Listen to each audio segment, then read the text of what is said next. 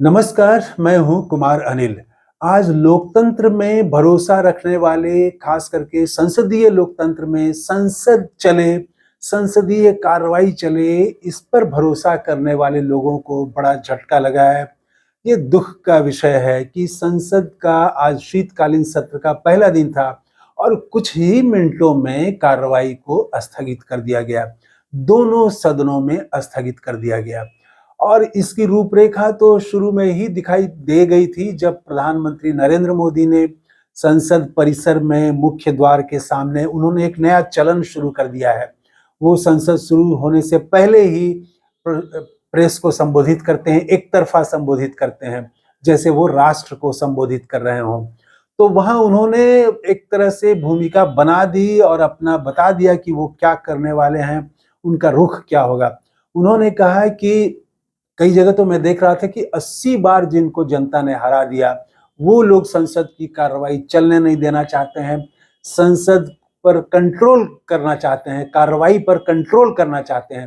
तो उनको मालूम है कि वो जो कार्रवाई करने वाले हैं, संसद में जो कुछ होगा तो विपक्ष यही आरोप लगाएगा। तो वो पहले ही आरोप लगा रहे हैं कि विपक्ष जो है, कुछ लोग संसद की कार्रवाई को कंट्रोल करना चाहते हैं, हंगामे में डुबो देना चाहते हैं। तो लग रहा था कि प्रधानमंत्री नरेंद्र मोदी अब भी चुनावी मूड में हैं और वो चुनावी सभा की तरह उन्होंने संसद की कार्रवाई शुरू होने से पहले ही विपक्ष पर जबरदस्त हमले किए। तो संसद की कार्रवाई चलती बीच में वो बोलते कि चलने नहीं दे रहे हैं, तो एक बात होती है, अभी शुरू भी नहीं हुई है संसद की कार्रवाई, बाहर ही उन्होंने हमला बोल दिया। तो उन्होंने एक तो वो मैप खींच दिया, उन्होंने रूपरेखा बता दी कि क्या होने वाला है और संसद की कार्रवाई कुछ ही मिनटों में स्थगित कर दी गई। विपक्ष का कहना है, कांग्रेस, समाजवादी पार्टी, दूसरे दलों का कहना है कि संभल में, उत्तर प्रदेश के संभल में जो कुछ हुआ है और अडानी मामला, इस दो के कारण ही संसद की कार्रवाई को कुछ मिनटों में ही स्थगित कर दिया गया। सरकार, सत्ता पक्ष नहीं चाहता है कि संभल पर चर्चा हो, अडानी पर चर्चा हो, इसीलिए स्थगित कर दिया गया है। इस बीच अडानी वाला मामला आप जानते हैं कि अमेरिका में उन पर घुसखोरी और फ्रॉड का आरोप लगा है और उन पर जो है गिरफ्तारी वारंट भी है। और इधर संभल में एक दुर्भाग्यपूर्ण घटना हुई है। वहां पर मस्जिद में कुछ लोगों का कहना है कि यहाँ पहले मंदिर था और लोअर कोर्ट में गए, कोर्ट का आदेश सर्वे का हुआ है और एकदम आनन फानन में सर्वे की टीम भी आ गई और उसके बाद हिंसा हुई। और विपक्षी दलों का कहना है कि पुलिस फायरिंग में लोग मारे गए हैं। कांग्रेस ने तो कहा है कि अब तक 5 लोग वहां पर मारे गए हैं। तो वो जो घटना है, उसमें सबसे बड़ा जो पॉइंट है वो ये है, उसको सभी लोगों ने नोट किया है कि दोनों पक्षों की बात नहीं सुनी गई। राहुल गांधी ने भी इस सवाल को उठाया है, सभी दलों ने इस सवाल को उठाया है कि दोनों पक्षों की बात सुने बिना ही ऑर्डर दे दिया गया और प्रशासन के रवैये पर सवाल उठ रहा है। प्रशासन ने 2000 से ज्यादा लोगों को, अज्ञात लोगों का एफआईआर में नाम दिया है। सपा के सांसद का वहां से नाम दिया है, जियाउर रहमान का। तो इस पर अखिलेश ने कहा कि वो तो 2000 किलोमीटर यहाँ से दूर हैं, तब भी उनका नाम एफआईआर में कैसे दे दिया गया। तो संभल को लेके काफी विवाद है, काफी यूपी की राजनीति गर्म हो गई है। आज कांग्रेस ने लखनऊ में मौन प्रदर्शन किया है अपने कांग्रेस के दफ्तर में। एक खास बात जो संभल वाले मामले में मुझे नजर आई, वो ये कि अखिलेश यादव इस मामले में शुरू से ही आक्रामक थे सत्ता पक्ष पर, कि ये सत्ता पक्ष पक्षपात कर रहा है, भेदभाव कर रहा है, ये लोग बांटों की राजनीति कर रहे हैं, ये लोग हिंसा भड़काना चाहते हैं। और कांग्रेस भी शुरू से ही, कांग्रेस और समाजवादी पार्टी दोनों ने इस बार आक्रामक रुख अख्तियार किया है। इस बार ऐसा नहीं कि वो बाद में बोल रहे हैं या धीरे बोल रहे हैं।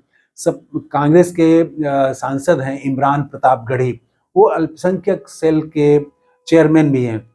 उन्होंने भी यही कहा कि संसद को इसलिए चलने नहीं दिया गया क्योंकि सत्ता पक्ष नहीं चाहता है कि अडानी पर और संभल पर चर्चा हो।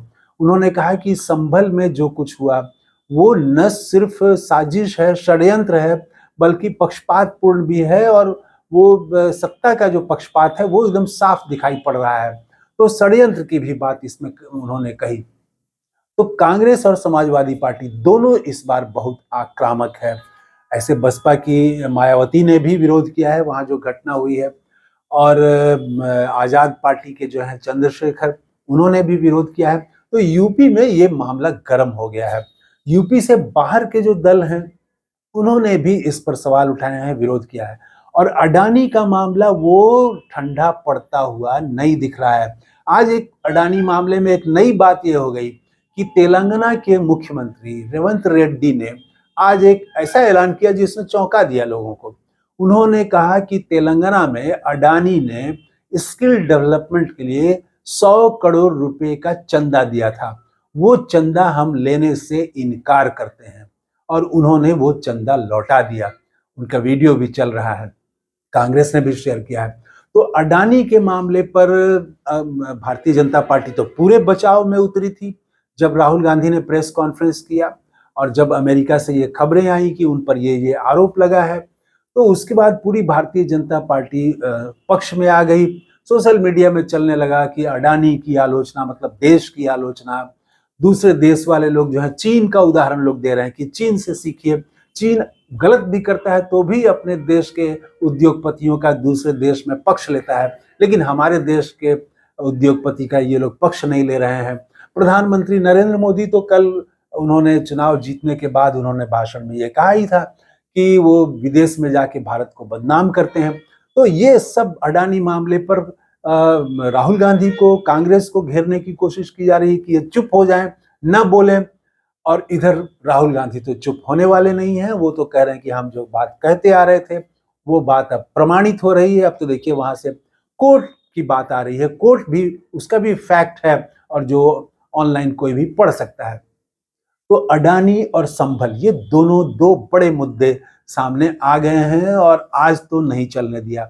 अच्छा, मान लीजिए कि अगर संसद को न चले और संसद को अभी ही स्थगित कर दिया जाए, शीतकालीन सत्र को ही बंद कर दिया जाए, तो क्या होगा इससे? मीडिया तो तुरंत कहने लगेगा कि अच्छा हुआ कि ये संसद का सत्र की कोई जरूरत ही नहीं है, इसमें इतना पैसा खर्चा होता है और काम तो कुछ होता ही नहीं है।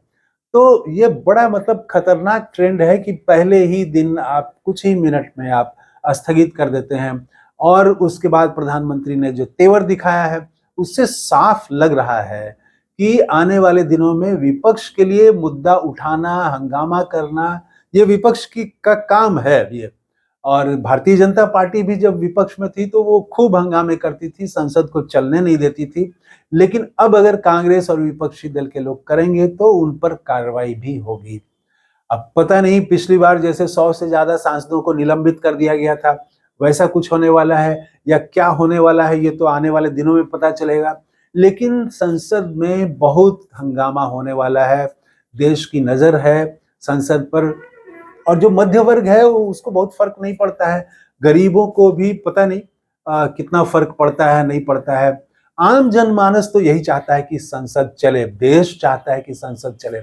लेकिन बहुत एक जो लोकतांत्रिक चेतना होनी चाहिए तो वो उतनी नहीं है। मान लीजिए अगर 100-150 लोगों को, सांसदों को वहां से बाहर कर दिया जाता है, सस्पेंड कर दिया जाता है, पूरे सत्र के लिए सस्पेंड कर दिया जाता है, तो जो सांसद हैं, जो विभिन्न दल हैं, वो तो विरोध करते हैं।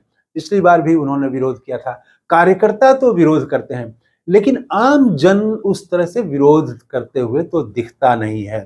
तो क्या यहाँ पर एक बड़ा सवाल तब ये खड़ा होता है कि जब संसद में बोलने नहीं दिया जाएगा, सस्पेंड कर दिया जाएगा, तो क्या, और जनता में उस तरह से ऐसा नहीं है कि संसद नहीं चलेगी तो जनता सड़क पर आ जाएगी, तो क्या ये जो राहुल गांधी हैं, अखिलेश यादव हैं, ये लोग फिर जैसे पिछली बार भारत जोड़ो यात्रा राहुल गांधी ने शुरू कर दी, तो इस बार क्या संसद में अगर उनको बोलने नहीं दिया जाता है तो संसद बचाओ, लोकतंत्र बचाओ, ऐसा कुछ अभियान लेके जनता के बीच जाएंगे? पद यात्रा तो खैर उस तरह से बार बार संभव नहीं है, लेकिन क्या वो इस तरह से कोई नया अभियान शुरू करेंगे?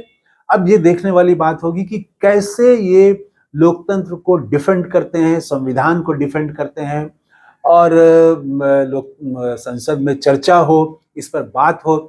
अभी तो अडानी का नाम लेने से ही वो लाइन हटा दी जाती है, तो पिछली बार तो हम लोगों ने यही देखा। तो इस बार क्या होगा? वैसे आज पहला दिन जो है ये लोकतंत्र पसंद करने वाले लोग और पार्लियामेंट्री सिस्टम चले, अच्छे से चले, ये जो चाहने वाला जो प्रबुद्ध वर्ग है, तो उसको बड़ा मतलब झटका लगा है, उसके लिए ये दुखद है। संसद तो चलनी चाहिए और सत्ता पक्ष की ज़िम्मेदारी है कि वो संसद चलने के लिए व्यवस्था करे, बात करे। प्रधानमंत्री नरेंद्र मोदी ने जिस तरह से आज पहले दिन शुरुआत में ही एक तरफ़ा हमला बोल दिया, उसके बदले वो विपक्ष के नेताओं से बात करते, तो शायद लोकतांत्रिक परंपरा के लिए, संसदीय परंपरा के लिए अच्छा दिन होता, अच्छा लगता कि प्रधानमंत्री मोदी सबको बुला के बैठ के बात कर रहे हैं। लेकिन इसके बजाय उन्होंने खूब हमला किया। तो अब देखिए अभी क्या होता है संसद के शीतकालीन सत्र में, किस तरह से अडानी और संभल का मामला सामने आता है। तो इस वीडियो में इतना ही। आपको क्या लगा कि क्यों आज पहले ही दिन इस तरह से स्थगित कर दिया गया और कितना ये चिंताजनक, ये कितनी चिंताजनक बात है, वो आप कमेंट करके ज़रूर बताइएगा। थैंक यू, धन्यवाद, जय हिंद।